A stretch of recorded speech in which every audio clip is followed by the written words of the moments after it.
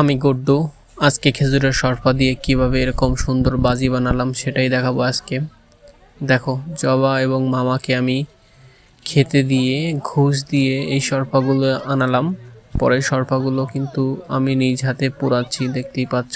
অনেকক্ষণ ধরে কিন্তু পোড়াতে হয়। পোড়ানোর ফাঁকে ফাঁকে কিন্তু আমরা এই যে একটা কচুর পাতা নিয়ে কচুর পাতা ছোট ছোট ছোট ছিদ্র করতে হয়। এই ছিদ্র কিন্তু ছোট না হলে বেশি ভালো হয় না। দেখতেই পাচ্ছ, আমরা সবাই মিলে আগুন পোহাচ্ছি শরফা দিয়ে।